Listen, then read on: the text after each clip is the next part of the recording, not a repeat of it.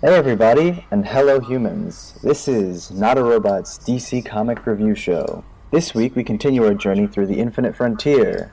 This week we're covering Detective Comics number 1034, Action Comics number 1029, Batman and Superman number 16, Teen Titans Academy number 1, and Harley Quinn number 1.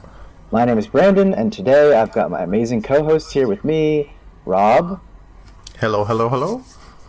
And making his spectacular return, Josh. Hello, humans. We're here to summarize, analyze, and editorialize every issue we cover without worrying what the publishers think. We are on Twitter at NotARobotComics. Rob is at Rob_2814. And I remain allergic to Twitter, but that may change someday. We all answer show mail sent to notarobotcomics@gmail.com. The next part is dedicated to those that support us with their hard-earned money, but that's not the only way you can. Like, subscribe, download, and share our episodes as much as possible. It helps get the word out, and that's the best kind of advertising. Now is the time to say a big thank you to the humans who help us support the podcast. They subscribe to our Patreon with tiers starting at just $1 a month so that we can make sure to keep bringing you more content. This is the Not a Robot, Must Be a Human shout-out and roll call, and that shout-out goes to our humans, Weird Science Jim, Blue Mondays, Hollister, and Roch Crockett. A big salute to all of you, and an even bigger thank you. So what are you waiting for? Sign up now and show us you just might be a human after all, and get a shout-out on the Not a Robot, Must Be a Human roll call. Alright guys, what's new this week? Not a whole lot. I mean, I'm back, so there's that. Good to have. And we got a bunch of new comics. That is for sure. Most of them are pretty good. Yeah, a lot of new creative teams. What's up with you, Rob? Anything new going on in your life? Honestly, I'm trying to think of anything exciting. Nothing really exciting right now. Just excited to get into these books. Oh, excited about the Justice League Snyder Cut being released. Yeah. Holy shit. I didn't get to talk about that, dude. I watched that movie 3 times in 2.5 days. I watched it by myself, and then my kids That's wanted impressive. I'm saying. That's like 16 hours. Yes, exactly. 16 hours and 6 minutes, to be exact. And I watched it by myself, and then my kids wanted to watch it with me. And then after hearing me and the kids talk about it, my wife was like, "Babe, I'm really sorry, but I'm going to have to watch this movie." It's like, all right, shit, here we go. But, I mean, I got to say, there's critics out there, dude, but I absolutely loved that movie. Yeah, it was It good. was fantastic. Definitely Yeah, better than definitely what thought we it was had. an improvement. Yeah, definitely was an improvement. That's for sure. All right, before the whole podcast turns into me gushing about the Snyder Cut, we should probably get into them comics, huh? Yeah, that might be nice. So, it's week 4 of Infinite Frontier, and our books have been pretty stellar so far, I would say, which is always great to hear. I'm excited, you're excited, we're all excited, so let's not waste any more time and just get right into it. Josh, talk us through Detective Comics number 1034. Okay, written by Mariko Tamaki with art both inside and out by Dan Mora, and Jordi Belair on colors with lettering from Aditya Bidikar. This issue starts out at a fundraiser for Mayor Nakano. Something that happens pretty often, the narrative captions tell us. Bruce Wayne is there, but only because the Wayne family has an honorary seat for most of the big city functions. Then the fundraiser gets crashed by some fancy-looking remnants of the Joker Ward, decked out in these costumes and helmets, all Joker-themed, of course. And they call themselves the Party Crashers. Mariko Tamaki has taken cues from Joshua Williamson and James Tynion as far as giving characters names go. That's really bad. Of course, Bruce springs into action as everything goes down. Nakano's security team is less than able, and Nakano himself refuses to leave until all the guests are safe.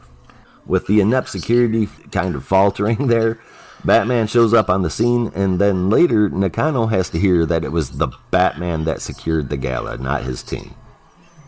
After being socially ambushed on the sidewalk by his neighbor Lydia Warren, he's sort of forced to go to a small party nearby with his neighbors later on that night.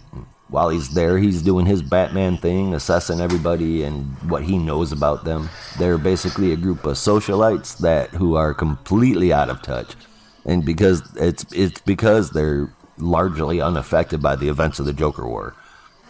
Bruce hangs out for a bit and then he goes home. That's when we head over to Mayor Nakano, and he's in briefs with his cabinet members. Not the underwear, though. He's just having a meeting. There's several different suggestions loudly being shared with him, but it seems that he's got his own way of doing things. Neil, who is a friend of Lydia's, the neighbor from earlier, works for Nakano, and he is upset that Nakano isn't taking a more militant approach, I guess. We get a cool double-page splash of Batman taking out the party crashers before we go to Sarah Worth, who is another person that was at the party earlier. Sam, Sarah's husband, on the next page is yelling. Bruce hears and goes to his neighbor's house, and Sarah is gone. The house is trashed. There's glass everywhere. And it looks like Sam's being taken out by the police.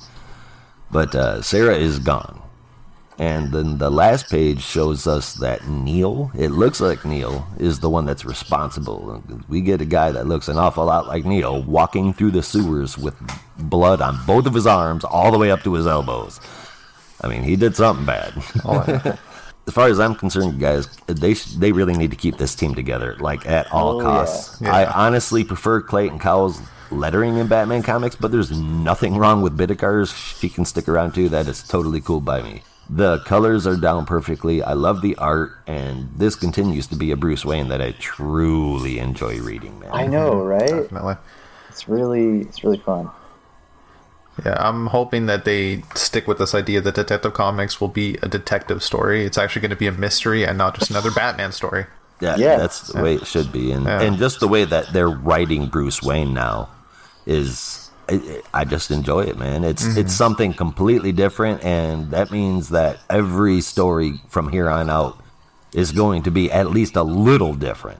Because his money's been spread out so far that there's no way he's getting it back. Oh, definitely.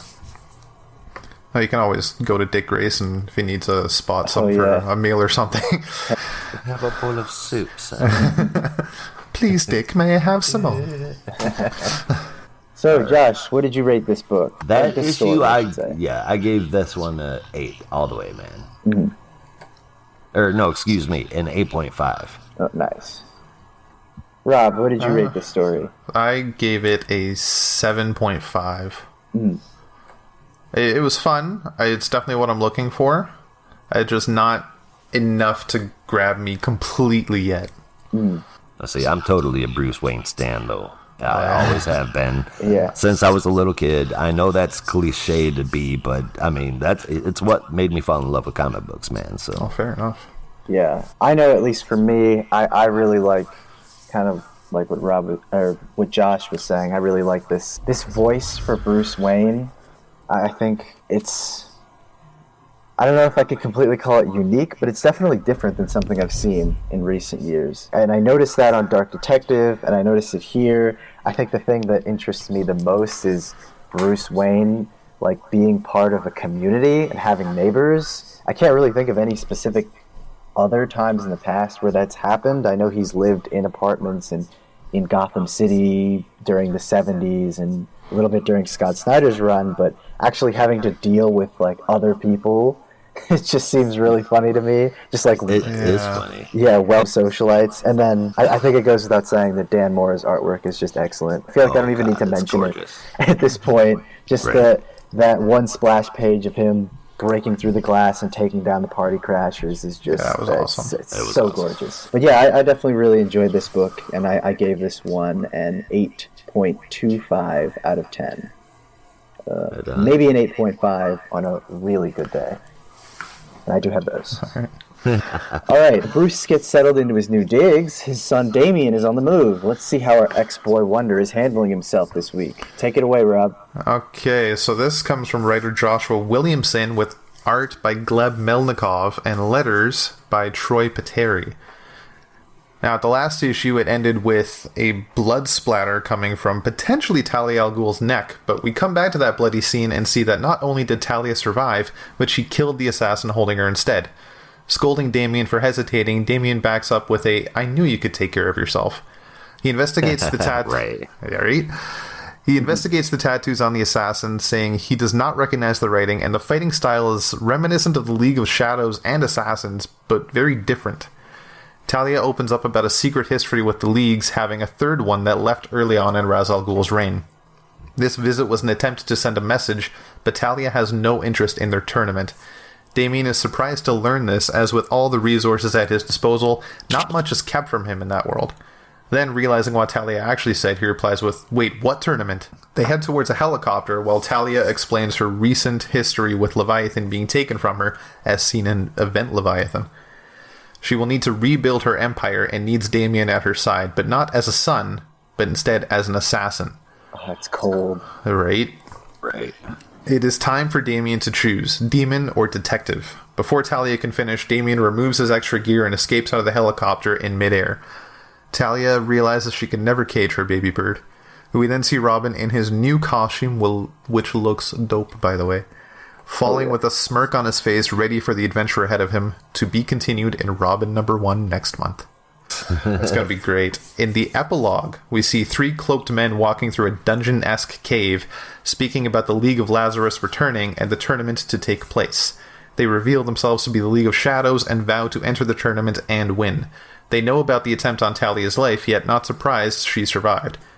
The question if the boy, meaning Damien, enters, being trained by the Bat, that he could win. But then he will have to face their fighter, for what better way to take out a Robin than with a hawk?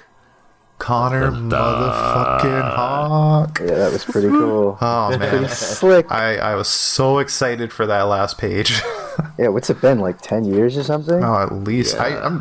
I'm pretty, like, I haven't seen him since before New 52 started, I think. But Yeah. I wasn't reading everything. Oh yeah, and I mentioned this in the group chat that we're a part of, but there was a tease in Green Arrow 25 for any Rebirth nerds out there.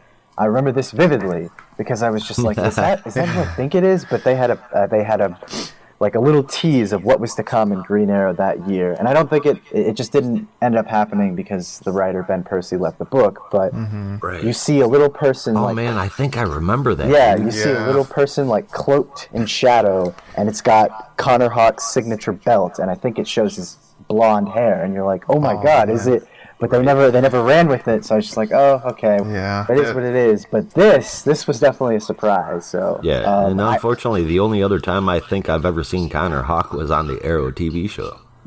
since then Yeah. it's been dry. But I love that idea of the son of the Bat and the son of the Arrow just teaming up and fighting together. I almost wish Hopefully. that could be the whole book. Looks as though they're Yeah. going to be kicking each other's ass at first. That's yeah. going to be great. I love a good sidekick, and this is going to be a great Yeah. tournament. And correct me if I'm wrong, but I don't think Damien has ever met Connor, has he? No, Oh, maybe not. Yeah. nope, they have never crossed Yeah, paths. so this should be fun. It should be, but okay, counterpoint here. So we get introduced to the League of Lazarus. They've always been around, and now they've resurfaced, and it's Mortal Kombat time. Yeah. Yep. I mean, okay, I'll take it, but it's a pretty convenient thing to do. I mean, it's certainly just a very, very broad, generic plot device, but you're revealing something that's always been there and then explaining it away that it's always been hidden, and why or how it's been hidden this whole time from even Batman and the League of Shadows. It's just explained away with why doesn't matter. Yeah, it was a little hand wavy. It was a little hand wavy, and that bothered me a little bit. But the art, dude, and Connor Hawk, I mean, Yeah. Yeah. So I'm willing to work with it for now. I gave that one an 8. Yeah. So yeah, it brought my whole issue to 8.25. Oh my god, it was great.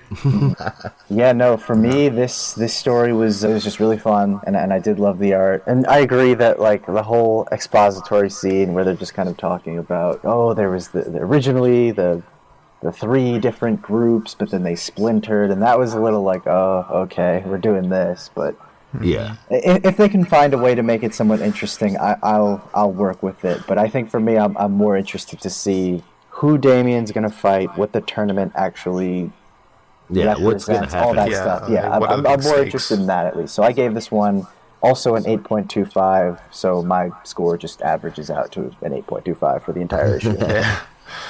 Yeah, this story definitely brought the score, at least as a story, brought it up for me just for like the potential for Robin #1. But yeah, I agree with you guys. Like, it is a little bit ham-hot and how they're just kind of this is just another thing that's always been there. Yeah. It's very, very, it's been done. And it is very Mortal Kombat, but I love Mortal Kombat, so I'm excited for that. Yeah. Just to see who could show up in the tournament. Maybe Roy Harper, even. Maybe. We'll get Arrow versus Arrow. All right. We're all caught up on bats. So let's check in with Big Blue and see what he's up to this week. We'll be taking a look at Action Comics number 1029. And that was brought to us by... writer Philip Kennedy Johnson, artist Phil Hester, Eric Gapster is the inker, Hi-Fi did the colors, and Dave Sharp did the lettering. So this issue opens with omniscient narration, which continues to talk about the so-called golden age that children grow up under, how it leaves them vulnerable and afraid when they see their parents falter. This, of course, directly applies to Superman and John as they continue to fight that third wave of the invasion from the mysterious breach the two encountered. In Superman number 29, Superman and John end up retreating to the safety of the Star Labs satellite, where they check in with the Star Labs scientists who are working to fix the satellite, which sustained some damage during the encounter with the breach. Superman and John rush to fix the satellite, and after Superman asks how they can close the breach, the scientists reveal that it can only be closed from the other side, since the portal was open from our side. Uh-oh. Superman realizes that it was the Star scientists who had opened the breach, and the scientists revealed that, although the first time the breach opened was an accident, the second and third times were under the direction of Amanda Waller, who was analyzing its negative effect on Superman. As he leaves the scientists, Superman states that when the breach is closed, they're all going to have a talk they, quote, won't like. Yikes. As Superman and John prepare to leave the satellite, John begs his father to remain on the satellite, stating that, in the future, this is the event that signals the beginning of the end for Superman, and he doesn't last much longer after the breach. Superman reassures John, stating that he may be getting older, but he's been around for a while and has a job to do. John reluctantly goes with his father to fight and seal the breach, and the narration about the Golden Age continues. Superman and John fight off the Horde, and John flies into the portal and seals the breach just in time. After Superman and John return to Earth, they have a heart-to-heart about how Clark felt the same way John did when Pa Kent had harmed himself when Clark was a kid. The lesson of the Golden Age was something that Pa Kent had taught Clark, that Clark had now passed on to John, and that John is going to be just fine. In an undisclosed location, two unnamed allies have been watching the conversation between John and Superman, and are commenting on how John's power is growing and Clark's power is falling. He may even be dying. Dun dun dun! One of the aliens questions how someone like Superman could even die, and we reveal Mongol, who comments that if he lives, he must die, as everything shall. Yeah, this was a solid story, a solid two-part setup for the future of Philip Kennedy Johnson's Superman. And I think the standout moments for me were the moments of narration about the Golden Age and the conversations between Clark and John. I just really think it's interesting, the exploration of this father-son dynamic, particularly given everything that's happened with John in the past 2 years. While the breach plot is fairly formulaic, I'm interested if they're going to explore the Star Labs plot any further. Superman versus Amanda Waller sounds pretty deadly. Mongol showing up makes sense if we're tying into Future State, so I'm just interested to see what happens there. In terms of the artwork, Phil Hester's art had a classic feel, even if it was a little blocky at points, and the colors were okay, though I do think Phil Hester definitely needed better colors for these past two issues. I don't have much else to say, except I'm interested to see where this new relationship goes, and I'm somewhat looking forward to it. So I gave it a 7.25 out of 10, maybe a 7.75 out of 10 on a really good day. Josh, what did you think? I feel like the story in this issue was better than the last, comparing them separately. It was more enjoyable. It was easier to read. That we got more of the actual father-son connection, other than John just sitting there sounding a little sappy. So that was that, and so that was nice. The part that kind of didn't do it for me was that underlying tone of setting up an emotional transfer of the role of Superman with Warworld coming and all of that. There's some people who can write that can just pull you in and get you with those feels. Tom Taylor, for example, and I mean, he's just one that does it all. But this just isn't doing that part of it for me. And then Phil Hester's art is always hit or miss for me anyway. And this time, I get that.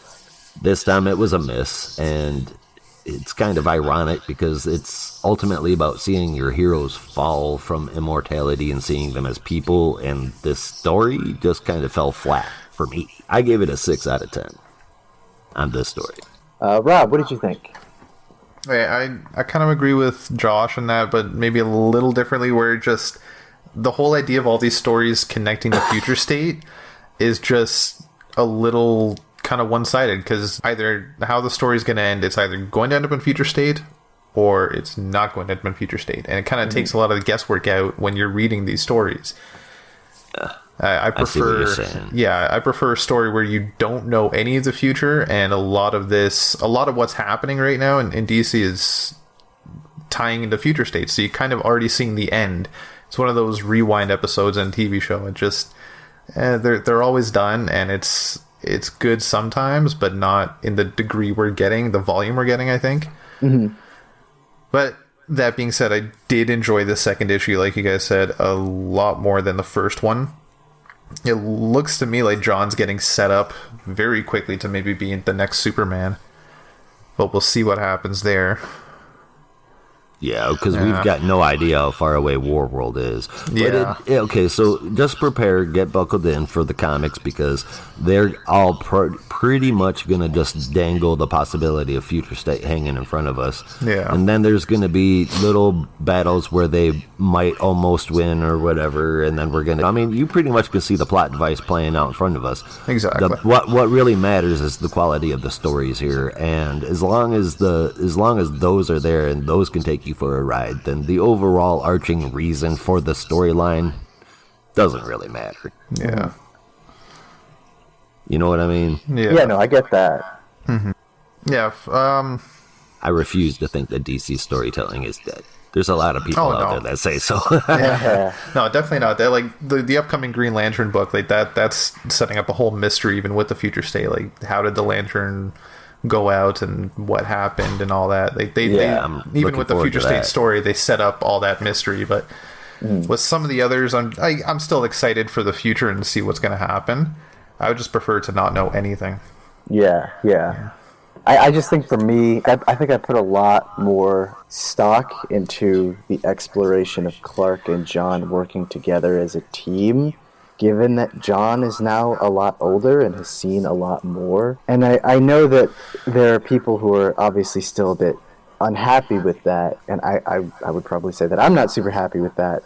But if the mandate from on high right now is we want to keep John at a certain age, and there's really nothing you can do about that. Yeah. If I was approaching this book, I would say, what can I do? Is there a story that I can tell? Is there something that I can explore with Superman essentially having to reconcile with his near adult son? So I think for me, it's just, if you can focus on that more, I would be more interested in the book. I don't know if that's the plan, but I think that's why certain parts of this issue and the last issue of Superman kind of worked for me, whereas they might not have worked for others. Yeah, they have that father-son dynamic still. Yeah, that really attracted me to the early when John was a kid, showing Clark and Lois as parents and raising John. Mm-hmm. And when they grew him up rapidly, it was a bit of a letdown. But if they can keep that father-son dynamic going and still teaching John and raising, that was way too quick. Oh yeah, no, the problem was just there was no relationship because they just shipped him off to the 31st century the first second they got. He was locked in a volcano with Jor-El for 1,000 years. I kind of blocked that from my memory. Right. They had so much potential with the Jor-El story, and they just brushed it away. Yeah. Mm-hmm. Very, very quickly. But that's a different Action Comics. This Action Comics, it is still fun. It was definitely more fun than the first one. It is interesting to see how they're tying it in with Mongol showing up and kind of maybe taking advantage of Clark's potential powers weakening and maybe dying. So we'll definitely see how it goes. Yeah. So what did you rate this issue? For this story, I gave it a 6.5 out of 10. It still didn't catch me completely, but it definitely will keep me interested for what's going to happen later. Yeah, fair enough.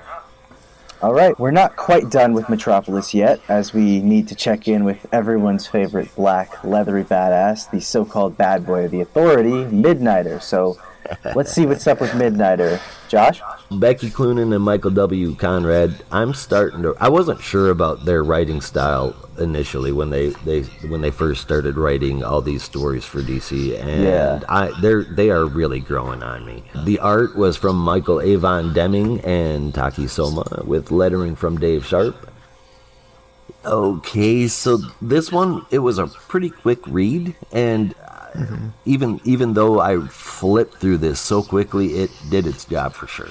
Midnighter is back to the current timeline with all of the knowledge of the future, as well as his supercomputer being operational again. He took a hard drive from Andrei Trojan, the dummy that was crazy enough to cosplay as Apollo, Midnighter's husband. The thing he didn't realize is that in doing so, Andrei's consciousness came along for the ride.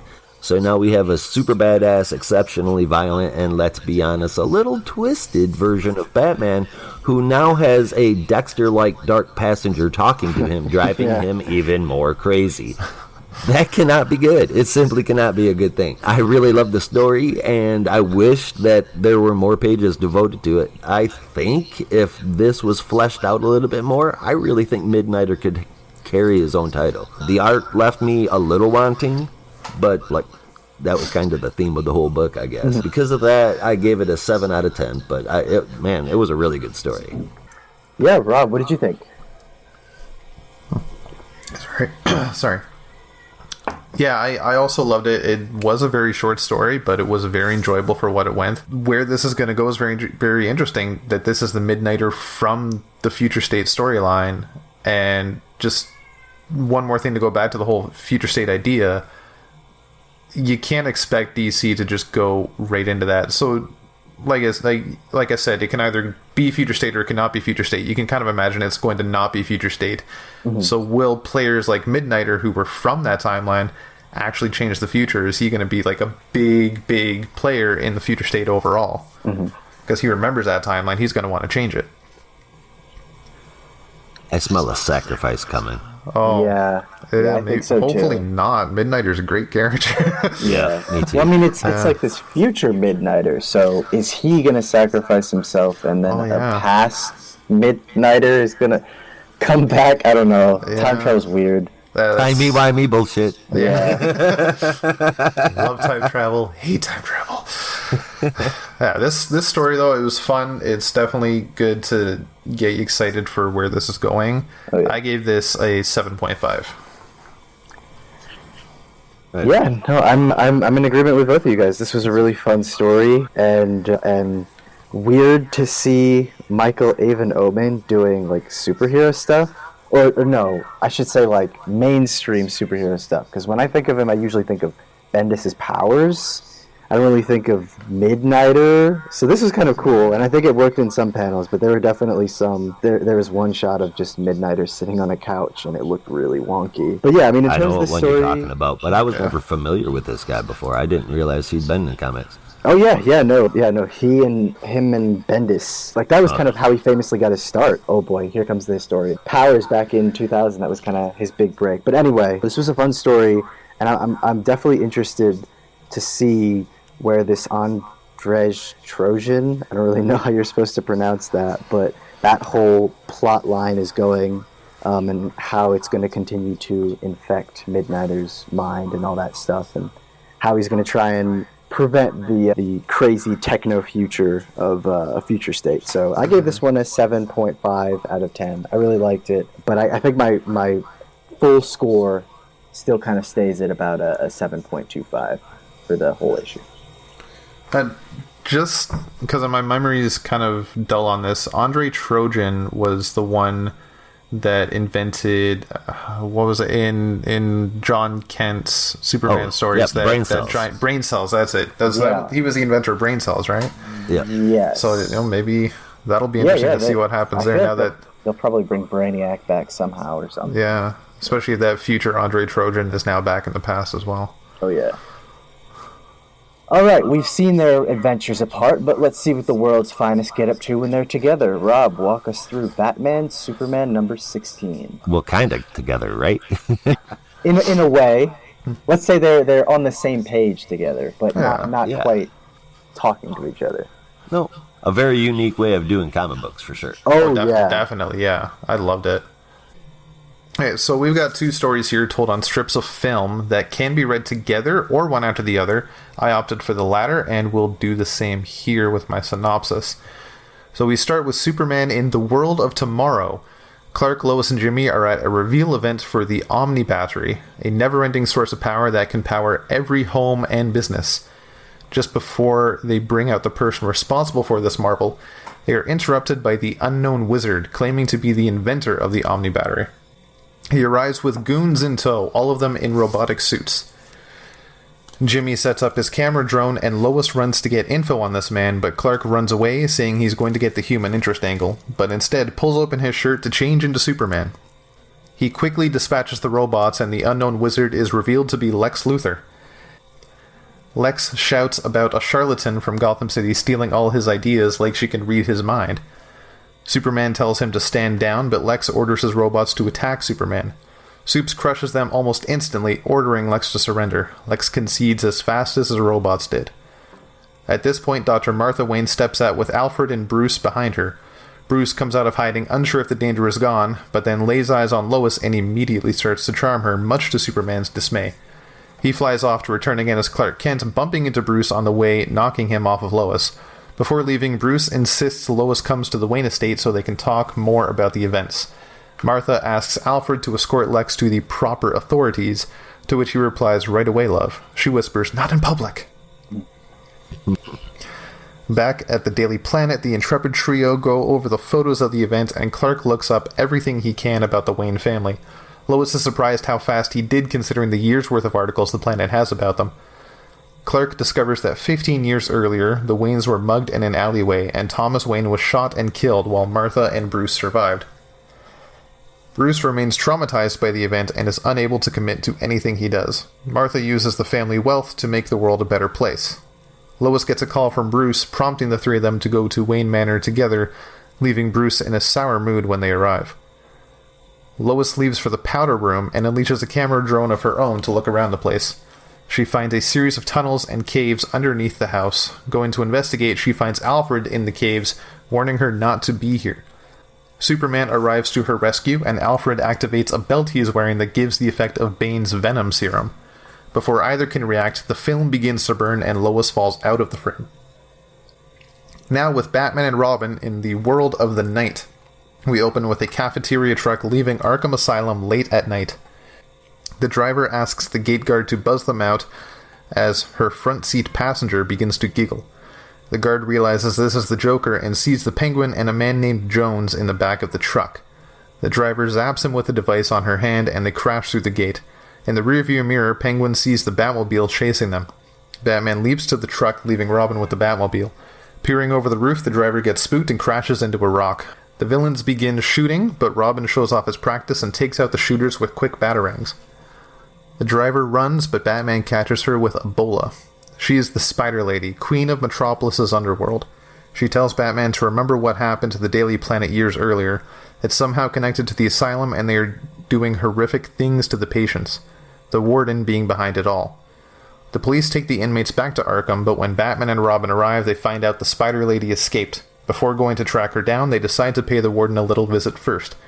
Breaking into his office, they see all sorts of trophies and oddities, including a familiar rocket ship and an S-shield on the front of it. Inside is the skeleton of a baby. The warden enters his office, saying he was told it's an alien insignia. Warning them on the breaking and entering they just committed, Batman and Robin escape before he is done. Down in the cells, we see Joker, Penguin, and Jones back in a cell together, lamenting about being caught again. Jones reminds them to be happy they are in a cell block A and not their unfortunate twins in cell block B, as we cut to almost a mirror image of the trio being burned with purple lesions on their skin. Now in the Batcave, Batman and Robin try to figure out the case before them. Robin discovers the rocket ship was part of an estate sale for a childless couple in Kansas. The hull of the ship seemed to be punctured by a big crystalline meteoroid. Batman, looking through the files he copied from the Warden's computer, discovers the Warden has been taking regular flights to the Arctic Circle. They go to investigate. When they arrive to a base up there, armed guards meet them. They take them out and enter. Before they get too far, the film begins to burn and Lois Lane falls into the frame. Batman says, "You're the Spider Lady." We end with Batman and Superman investigating a Wayne Tech satellite that is covered in film. As they reach it, they are interrupted by aliens saying, "For the sacrilege of trespassing on the Archive of Worlds, you shall be annihilated." So this was a brilliant issue, I thought. Yes. The way it was, yes. yeah, the way it was laid out, the art. I had to double check because I was like, did Grant Morrison write this issue? Yeah, I love experimental books like this. Yeah. And it's like one of the choose your own path books in a way. It's so much fun to read, going back and forth and seeing all the different time periods they explored and different things they added into the stories. Yeah, and the way the alternate universe stuff was. You always get to enjoy it because they kind of get to do whatever the hell they want. Yeah. Exactly. Like Martha surviving, Clark dying as a baby. I really hope they keep exploring those stories because both those stories alone have me hooked. Like Alfred's on Venom and Lois Lane as a Metropolis underworld criminal and what's going on there. Yeah. But who knows? They might just jump to a different alternate universe afterwards. Oh yeah, and it reminded me. I remember like reading an interview with Gene Luen Yang, who's kind of prepping for this project, and he was talking about the old serials that he went back and watched. And I'd encourage anyone who's interested to watch like the Batman serials from the 40s. They're corny as hell, but there are a lot of some of this stuff hasn't aged quite as well. Just because, to put it in context, one of them was filmed during World War II, so there are a bit controversial portrayals of Japanese Americans, but on the whole, it's kind of remarkable that they have these ongoing adaptations of Batman in the 40s and that have still survived today. So that's a little plug for anyone who's interested. You can find them on YouTube. They're super fun. Yeah, I watched the hell out of those when I was a kid. Oh yeah. Yeah. You can tell the influence there because the way Rob summarized this issue, I almost said these issues. The way Rob summarized them, they sound a lot more in depth, and with that Grant Morrison concept, with that Grant Morrison comment, I see where you guys came from. And I read it, I'm like, yeah, this is kind of like a trippy issue, and I loved the layout, man. It was so cool. Yeah. But to me, I really picked up that almost corny, schlocky feel to it, and you could tell that it was influenced by that era. Not quite 60s level of schlocky, just the old-fashioned terminology that kind of got used throughout. Yeah, and the old school cars. The whole feel of it, you know.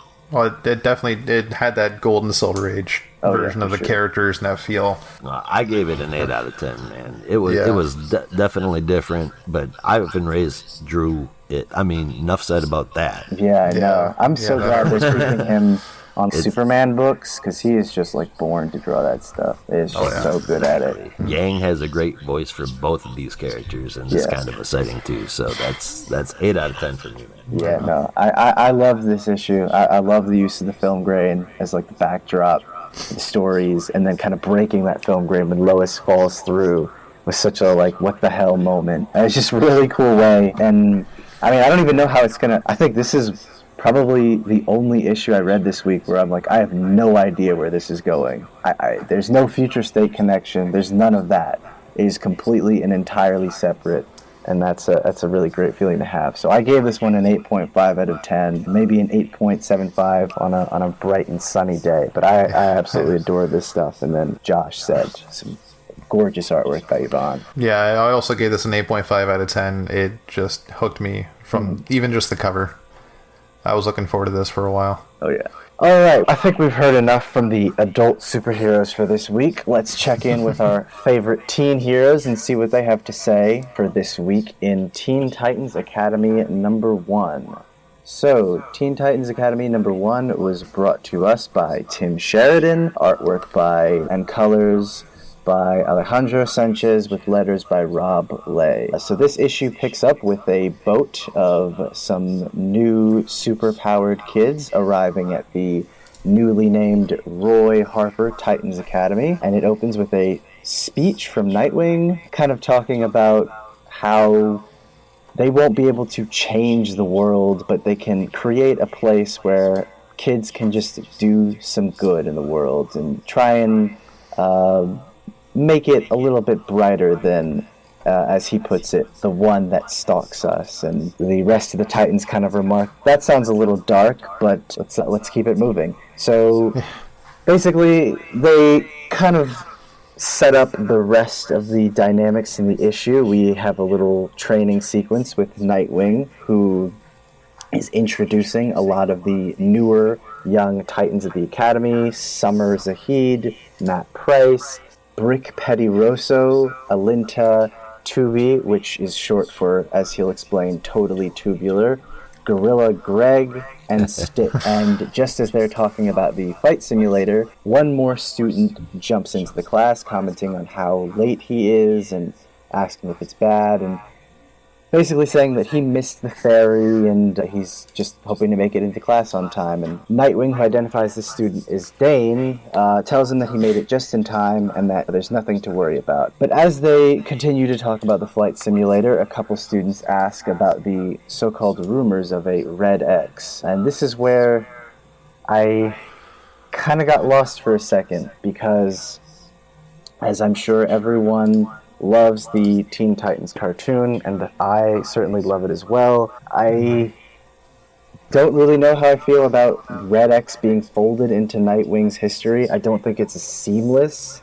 as it could be. It's going to raise a lot of questions just in terms of continuity, but I'm willing to forgive it for now just to see where it's going. But it just, for me, that reveal of Nightwing having a history as Red X was a little choppy at first. But basically, they reveal that there were others who have the Red X moniker, some that they didn't even know, but it basically was kind of a dark point in Nightwing's past, and he's just glad to move on from it. So we move on to the cafeteria, where we meet Miguel Montez, who's introducing himself to our favorite teen superhero, Billy Batson, aka Shazam.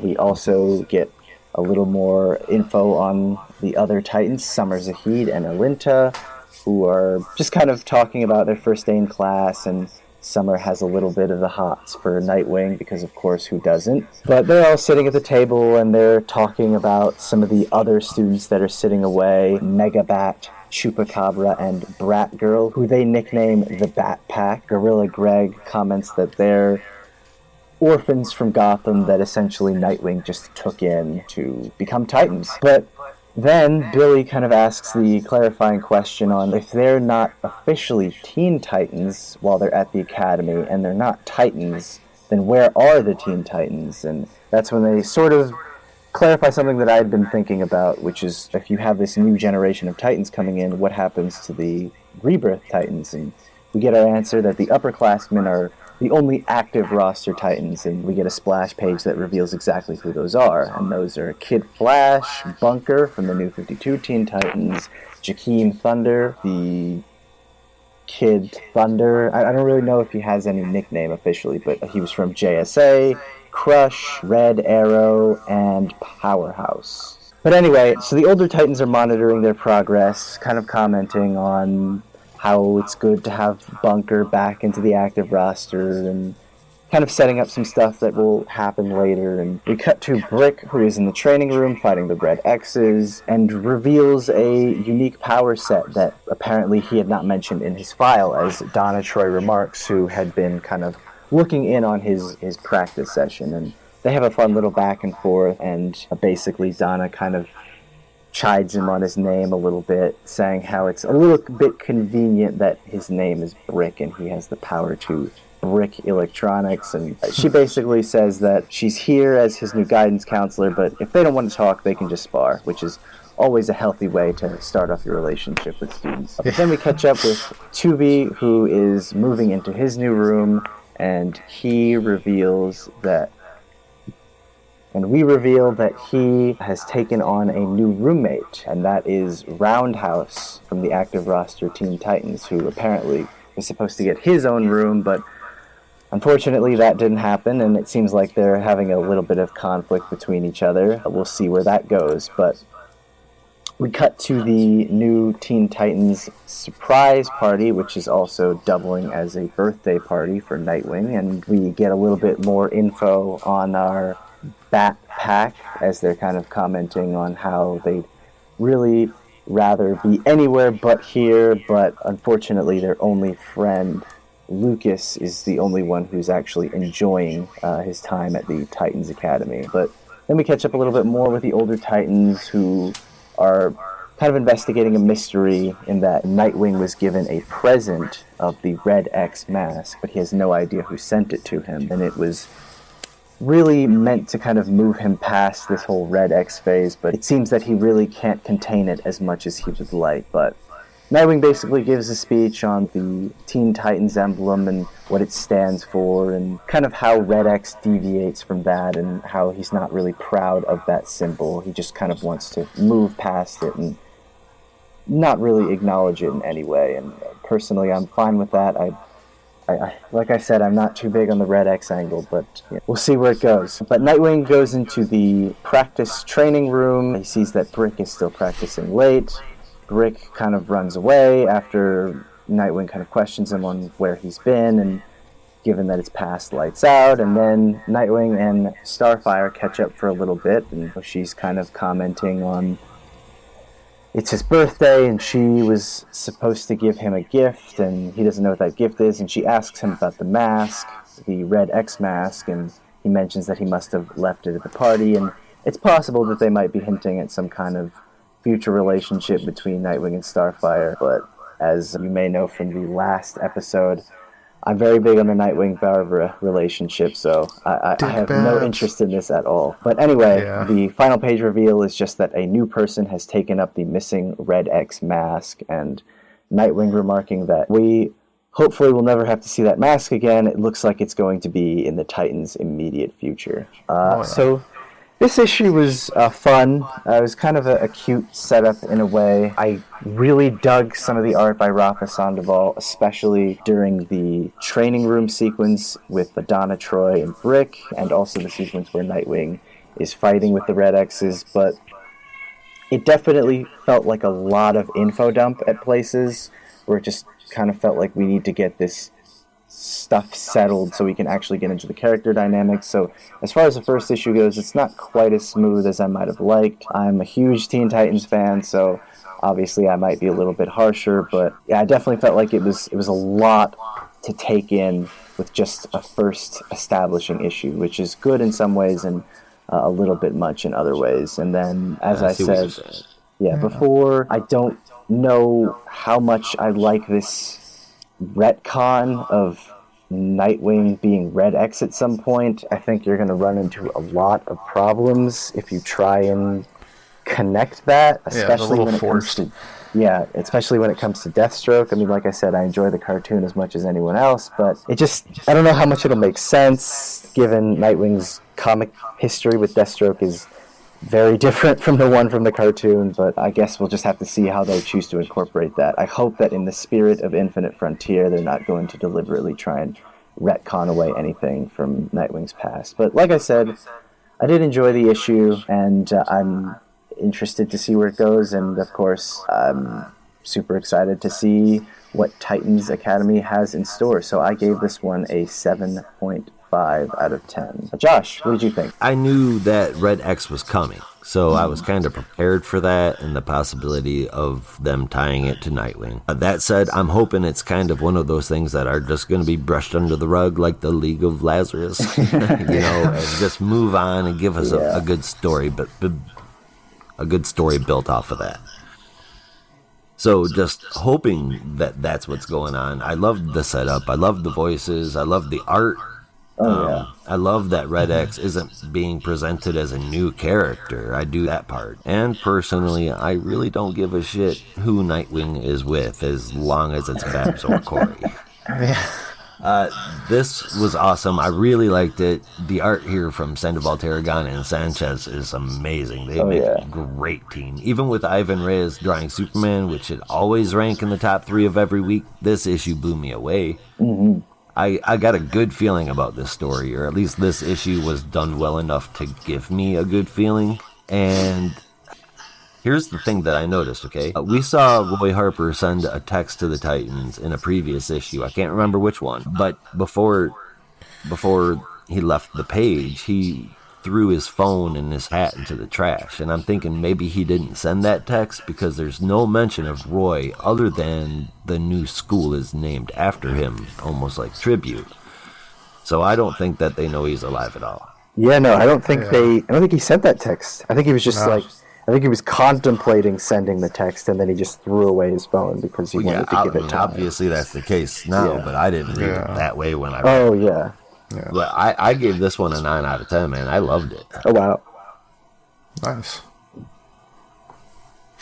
Yeah, I'm up there too. This was such a fun read. I love the Red X angle growing up with the Teen Titans cartoon. I do agree it does feel a little forced a bit into the history of it all. But I do also appreciate that it's not a brand new character at the same time. Yeah. I understand that. am curious. There was a line from Nightwing that he wasn't the only Red X and there was 2 others. And now I'm curious, who the hell are they? I want to say Jason Todd might be one. Who would the third one be? Damian? Oh, yeah. Yeah, or maybe Tim. Maybe all the Robins have been Red X at some point. Oh, maybe. Like I said, I don't love the retcon, but if you could tell an interesting story with that device, I wouldn't mind seeing it explored. Like maybe it's something that all the Robins have had to do while they've served with the Titans at some point. Yeah. Kind of like a coming of age for a Robin. Mm-hmm. Be a bad guy for a couple of months and see how it goes. I do hope they don't, as much as I'm loving the mystery, I hope they don't put it too long, because this book has so much potential on its own besides Red X. And if they put the entire story on just the whole Red X mystery, it could kind of take away from what this book could become in the future. Even if when they do eventually get past all the future state stuff, this could be a wonderful book to keep going. Yeah. So don't put all your cards on Red X. Mm-hmm. That being said, though, I do have my theories about who the new Red X is. I'm thinking it's Miguel Montez, but I was thinking that even back in Future State Future State Teen Titans. Oh yeah. Yeah, I think that's a safe bet. Yeah, I don't know. It just seemed because it was somebody familiar that the old Teen Titans know, and somebody potentially there back when they were doing that seance to bring Roy Harper back, and it was all circled around the H dial, and just I don't know. Yeah, it's kind of pointing towards Miguel for me. Yeah. I'm loving this book so far. The art was amazing. It was great to see the original new Teen Titans together again. Yeah, with the absence of Wally West, but he's busy right now. Oh yeah. So I gave this an 8 out of 10. I loved it, and I can't wait to see where it goes. Yeah, nice. All right, now it is time to pick our top 3 books of the week and your favorite panel / moment of the week. Rob, what were your top 3 books for this week? All right, my top 3, starting at number 3, I had Detective Comics. It was a fun read. I'm excited for where Mariko Tamaki's going to take this, and that Robin backup really boosted that score because it got me super excited for the future. Number 2 is Teen Titans Academy. I'm excited for the future of this book. Excited to see where it goes, and I'm a sucker for sidekicks, and this book is nothing but. And number 1, I put Batman Superman. It was such a fun experimental book. I hope they continue with this for the remainder of the story arc, and I'm excited to see where they go with it from here. My best panel, despite all the fun we had, Connor Hawk. That last page got me so hyped for what's coming. Again, sidekicks and me. It's got to be my best panel. I get it. Yeah, I get it. My top 3. Josh, what were your top 3 for this week? My top 3 are going to be in third place. I'm giving it to Batman Superman. You had to enjoy the new style, the way that it was told for this particular storyline, because these people are the archives of everything or whatever, and they do so on old-fashioned film strip. But it was a fun read. It was cool. It was great to look at. So that got number 3. Number 2 goes to Detective Comics because it was beautiful to look at. The story's great, and you can't argue with that. But I had so much fun with Teen Titans Academy. I had to give that one number 1, and the art was gorgeous in it. Oh yeah. And similar to Rob's pick for a favorite panel because of a sidekick, mine's gonna have to go to Robin jumping out in his badass it was awesome Robin costume. That was so cool. I like it. It kind of reminds me of Tim's red and black costume. Similar, but it's different enough that I think it's pretty cool, man. Oh yeah, it's Damien's take on a red and black Robin costume. It's got like the frills and stuff. It's pretty cool. Right. So cool. Yeah. All right, this week, coming in third place, I had Teen Titans Academy. I thought it was really fun, but like I said, it was just a lot of information to take in, and I wasn't quite sure how I felt about some of the retcon choices that were made, but I'm interested to see where it goes, so that's always a positive. At number 2, I had Detective Comics number 1034. This one was nearly my number 1 for Connor Hawke, because that was like such a, oh my god, such a huge shock for me. And I just love the Robin backups, and I'm just super excited for Damien to have his own Robin series again. Can't wait to see that, and of course Mariko Tamaki's main story with Bruce Wayne moving into a neighborhood, kind of trying to tie up some threads from Joker War, and him kind of clashing with some of his neighbors. A lot of interesting stuff going on. Super interested in what's happening, and I just love her voice for Bruce Wayne. I just can't. I don't even know if I can put it into words exactly. Yeah. It's something about it, but it really works for me. So I love that issue. And then at number 1, I had Batman Superman number 16. This issue was awesome. That's really all I have to say. Like, I just not really part of it. Yeah. I feel like we kind of already said everything that needs to be said. I love the artwork. I love the multiversal angle for this. So. I'm just super into it. But my panel of the week probably has to go to Batman Superman number 16, where Lois is falling through the film strip. I love it when they kind of break panel borders like that. It's just such a cool and unique way to merge the stories. And yeah, it was really cool. Yeah, I loved it. All right. We had some fun with these past titles, but now it's time for our favorite part of the show, or at least your favorite part of the show. Nasty. Josh, which title made your stink list today? I think I know what it's going to be. It's got to be Action Comics, man. Yeah. The art in both of them just kind of was for me. The second story was great. The first one was average, a little bit better than average, but I mean, just because it was the lowest score, it's got to be the biggest stinker. Yeah. And Rob, what made your stink list this week? As you can probably guess, Action Comics, but much like last week, just by not being the best, I didn't hate it. It was better than the previous issue. I'm still excited to see where it goes, but yeah, again, not the best of the bunch this week. Oh yeah. Yeah. My biggest stinker for this week is also Action Comics 1029. Even though I kind of like this issue, I have to admit that there were certainly some aspects of it that were pretty weak, and the artwork was not quite as consistent as I would have liked it to be. Even though I do really like the cover of John holding the Superman suit, but yeah, overall, not the best issue, even though there were some aspects that I did really enjoy.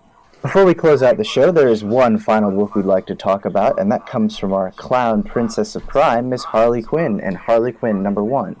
Unfortunately, Rob and Josh didn't get to read this issue, but don't worry, I'll be giving a brief summary and some of my thoughts on the book as a whole. Harley Quinn was brought to us by writer Stephanie Phillips, artist Riley Rosmo, Josh's favorite, colors from Yvonne Placencia, and letters by Darren Bennett. So, just for the record, I don't mind anybody else on the book. So this issue picks up with Harley Quinn essentially trying to make amends for everything that she's done, and she brings a cake down to Killer Croc's lair in a sewer, where she is met with some quite vicious responses from Croc, who is still upset that apparently she was trying to sell her to some exotic animal farm. And during the course of their interaction, we see Harley Quinn kind of reminiscing on how they say home is where your heart is, but Gotham City doesn't change, and no matter what kind of changes she brings on, some things just never change. And as she escapes from the sewer, she is met with some resistance on the streets, people who are calling her a circus freak and kind of telling her that she's a clown and she needs to get the hell out of Gotham. But she's able to escape and basically kind of try and talk to them and say, I'm not that kind of person anymore, I'm not violent, but they're kind of insisting that she's just like any other clown, she's just like Punchline, she's just like Joker, she's just like all the rest, and she's just going to bring chaos and mayhem. But we see Harley return to her, what she calls shabby chic apartment, where she notices that the window has been cracked open. And that's when she kind of comments out loud that whoever's in here, you picked the wrong apartment.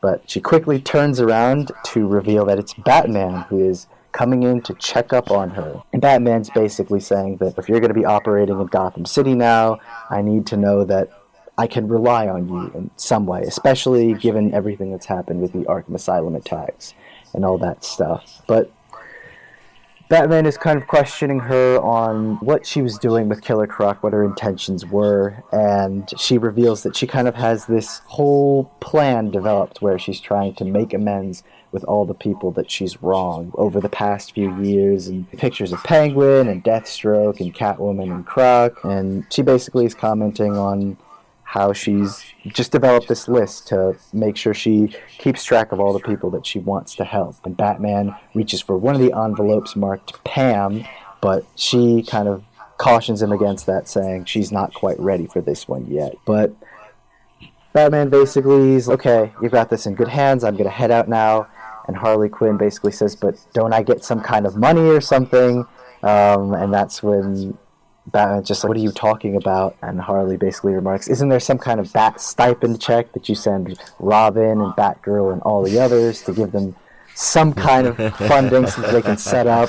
And she's just like, Batman basically says that's not how this works, this has nothing to do with me, but he gets an urgent call from Oracle, who alerts him to some goings-on at Amusement Mile, where some clowns are being attacked, and Batman just kind of leaps out the window and doesn't bring her along, and Harley's just like, alright, I'll catch up with you later, I guess. But we go over to Amusement Mile, where we see a mob of people has kind of turned against another mob of who they call clown supporters, who have just kind of been hanging out at Amusement Mile, and they're basically giving them guff after all the Arkham Asylum attacks. And that's when Batman shows up and tries to defuse the tension, but the mob just turns against Batman and basically says that he is a mask like any other, and it doesn't really matter, they're going to take him down anyway. And then that's when Batman essentially has to fight off all the rest of them, but we see one man escape from the chaos, a man named Kevin, who runs into the Funhouse of Mirrors, and that's when Harley Quinn shows up to kind of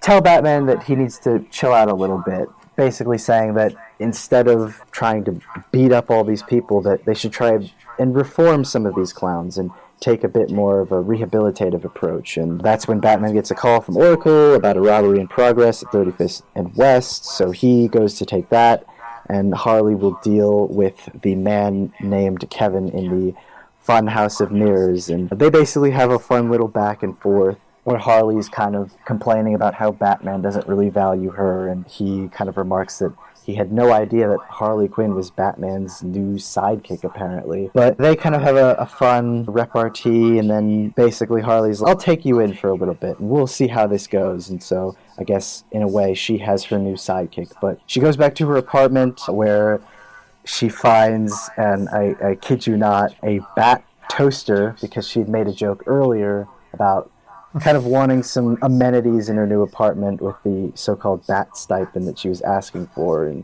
she made a joke about wanting a bat toaster that imprints the logo on the toast, so when she gets back to her apartment, she sees it there, and it has the little bat logo on a toaster. So that was pretty funny. But then we cut to the Rockwood Hospital for the Criminally Insane, which is in upstate Gotham, and we see a bunch of crazies kind of knocking on doors and commenting, and we have a voice off screen who is basically talking about how there needs to be a new leadership in Gotham, how specifically Saint Industries, in reference to Simon Saint, is looking for a new hero that will kind of quell the unrest that has been going on in Gotham. And so that's when we reveal that the person they're looking for at Rockwood is none other than Hugo Strange, who is kind of being brought back in by Simon Saint to deal with the clown problem. And we'll see where that develops further. And that's how our issue ends. So this was a pretty fun setup. It's definitely, I would say, a lot more story-focused than maybe some of the Harley Quinn stuff in the past, which kind of had her away from Gotham for a while. I definitely think it was a solid way to reintroduce her into working with the rest of the people in Gotham, and I am really interested to see where this, clown rehabilitation angle goes. So in my personal score, I gave this one an 8 out of 10, and yes, while some of the art by Riley Rosmo, which I know Josh absolutely loves, panels that are definitely a little cartoony and take some liberties with proportions, particularly some scenes with Batman. I think on the whole it was more solid than some of his other work in the past. There's a particularly creative panel where we get a full shot of Batman, but it's kind of just like the outline of his cloak, and we see in the outline of the cloak he's kind of fighting off all of the angry mob at Amusement Mile. So there's some interesting panels there, but I would definitely say that the art has improved from some of the stuff that we've seen in the past, even though I'm personally a fan of Rosmo's cartoonish style. I definitely enjoyed this issue, but anyway, and that's the show. Come back next week for more DC Comics talk, when we'll be reviewing Superman vs. Imperious Lex #3, Batman Catwoman #4, The Flash #768, and Strange Adventures #9. We'll see you there. And as always, you amazing humans out there, thank you so very much for listening. You are the reason why we do this. Visit campsite.bio/notarobotcomics to hear all of our episodes on nearly any podcast platform, and patreon.com/notarobotpodcast for the exclusive content that we make for our patrons from all of our offerings. Kids Corner, Real Talk, movies, TV, and more. Again, starting at just $1 a month. Visit notarobotpodcast.com, and that will take you to everywhere you need to go for everything Not a Robot. And with that, there's only one way that we say goodbye around here. Until next time, be good to each other. And don't be a robot.